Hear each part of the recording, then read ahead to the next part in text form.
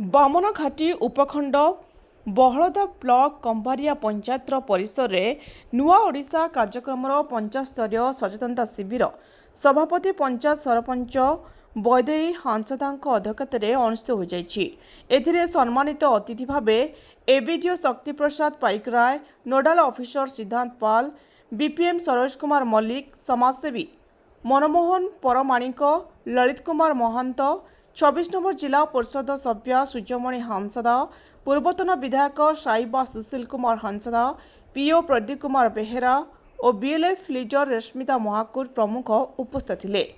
सभा प्रारंभ पूर्व दासकटिया दल आम सरकार विभिन्न उन्नतिमूलक कार्य संपर्क में लोकमानकु सचेतन कलापर अतिथिगण को पुष्पगुच्छ और उत्तर दे सम्मानित करा।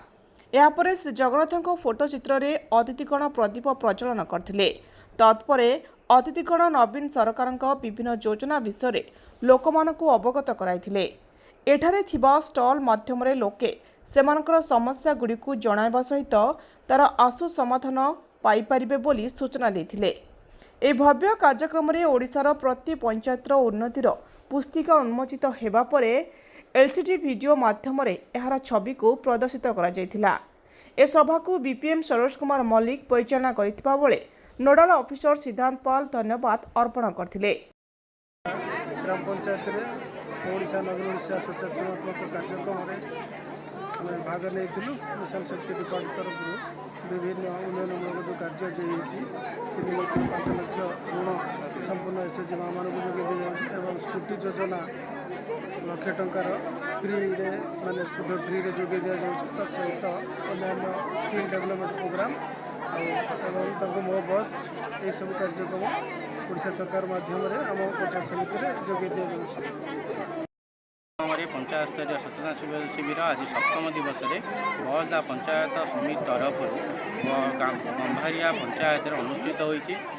सरकार प्रयास था कि तृणमूल स्थल किपर जनसाधारण माने सरकार जो कार्यक्रम रही ताहाको किपरि पाइबे एवं सफल रूपायन हम एवं जपरी सब डिपार्टमेंट केमती सहयोग तृणमूल स्तर में पहुँचब एवं तांकर जो कार्यप्रणाली जो अच्छी केमती आगू जीव तापाई गोटे प्रयास थिला।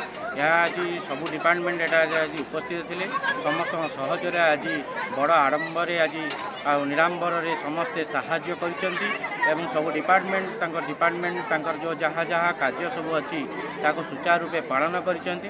धन्यवाद देवी समस्त धन्यवाद और समस्त जनसाधारण मानक आ सरकार प्रयास को तेणु मु बहलदारू वीडियो शक्ति प्रसाद पाइक जो पंचायत सचेतन शिविर को माननीय मुख्यमंत्री जो अभिनव प्रयास से यह हूँ गोटे मंच में समस्त लाइन विभाग विषय को धन्यवाद।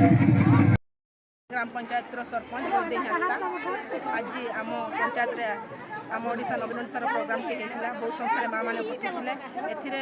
विभिन्न प्रकार उन्नयनमूलक कार्यक्रम कूटनीति भाव में आगामी सुरक्षित ये समस्त विभिन्न आलोचना करागला।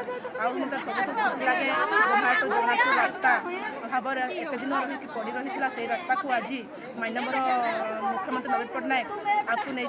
धन्यवाद।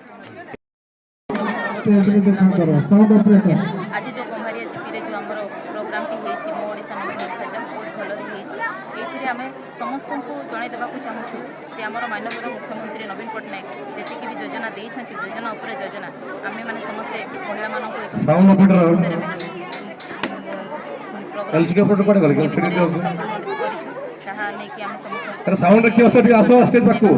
नमस्कार। ए सभारे कंभारिया ग्रामवासी वृंद, आशाकर्मी, अंगनवाड़ी कर्मी, स्वास्थ्य कर्मी तथा विभिन्न लाइन रु आसीथिबा ऑफिसरगण जोग देइथिले। सभा शेष में सांस्कृतिक कार्यक्रम परिवेषण होइथिला। रायरंगपुरु श्यामलेन्दु परिडांग रिपोर्ट, ज्योतिप्रभा न्यूज।